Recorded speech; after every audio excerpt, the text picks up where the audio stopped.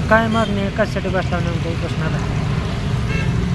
आमची मागणी आम्ही 3/7/2025 रोजी निवेदन दिलं होतं, ज्यामध्ये आता सध्या देशातील जी परिस्थिती चालू आहे, संविधानाची जी पायमल्ली चालू आहे त्याच्याविरुद्ध निषेध म्हणून आमचं निवेदन होतं. त्याच्यामध्ये आमच्या प्रमुख मागण्या अशा होत्या की आता जे CMनी काही दिवसापूर्वी आपले सरन्यायाधीश यांच्या हस्ते जी राजमुद्रेचं अवहेलना केली त्याच्या विरोधात आमच्याकडून महिला आघाडीकडून आंदोलनाचा इशारा दिला होता.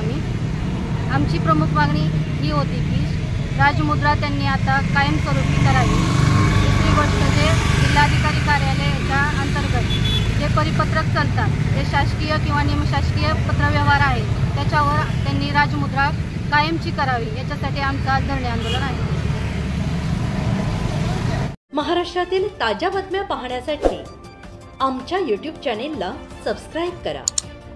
इंस्टाग्राम आणि फेसबुकवर हा व्हिडिओ पाहत असाल तर फॉलो करायला विसरू नका. धन्यवाद.